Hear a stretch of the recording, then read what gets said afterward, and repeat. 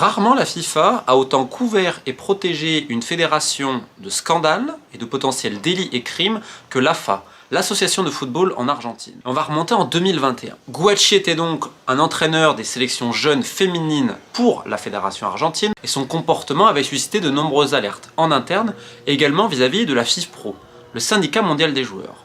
5 filles avaient porté plainte en utilisant justement le schéma de la FIFPro pour ensuite porter le dossier à la commission éthique de la FIFA. Qu'est-ce qu'on reprochait alors à Diego Guachi?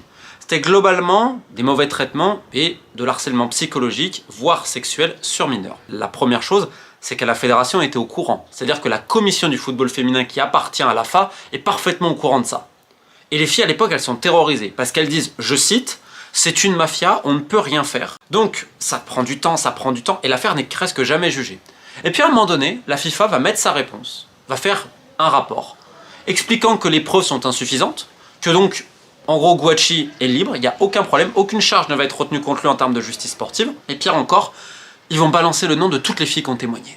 Aujourd'hui, donc certaines filles ont parlé publiquement il y a quelques mois, parce qu'elles n'en peuvent plus, parce que ce monsieur continue, il n'a eu aucune sanction de la fédération argentine, maintenant il est dans les clubs. Je veux dire, personne, tout va très très bien dans le meilleur des mondes, et aujourd'hui je crois qu'il y a 8 personnes qui dénoncent le comportement et les actes de cet entraîneur, et ça fait très longtemps et c'est très connu dans le football argentin. Maintenant, place à ce scandale financier, cette enquête du FBI sur plus de 300 millions de dollars qui auraient été donc détournés et potentiellement blanchis par des officiels de la Fédération argentine de football. En gros, l'argent, la FIFA, écoutez bien, la FIFA, au lieu de virer l'argent sur le compte de la fédération, l'a viré sur cette entreprise. Et le pire, c'est que dans ce contrat, normalement, ils récupèrent 30% de la somme.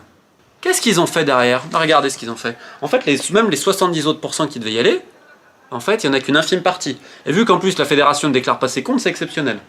Mais donc l'argent, il arrive. Adidas, FIFA et tout, ok. Tour Prod Center récupère. Ils vont ouvrir des comptes. Bank of America, Citibank, Synovus et JP Morgan.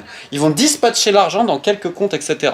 Et ensuite, ce qu'on va faire, c'est un schéma, on va dire, de matrioshka, de poupée russe. On va créer une compagnie dans une autre compagnie, avec plein de potentiels prête-noms, afin de masquer potentiellement où va l'argent et à qui appartient l'argent. C'est qu'en fait, cette société, elle a fait des paiements donc, de 14,7 millions de dollars à une société qui s'appelle Velspalst. Alors, on répète, il y en a une autre, 13 millions, 10 millions et 3 millions. Tout l'argent qu'on récupère qui ne va pas dans les caisses de la Fédé, je dévie tout là, je dispatche dans 4 banques américaines qui ensuite elles-mêmes vont faire des virements réguliers, comme vous pouvez le voir, sur toutes ces compagnies qui derrière, soi-disant, fournissent des prestations. Les compagnies ont été faites d'ailleurs de nouveau aux États-Unis à Miami et sont toutes basées au même endroit. En gros, c'est plus ou moins des compagnies fictives. Comme vous avez compris, ce sont des sociétés écrans. Il y a 40 millions de dollars, même je crois que c'est 42, sur les plus de 300, qui ont été transférés à des entreprises fantômes.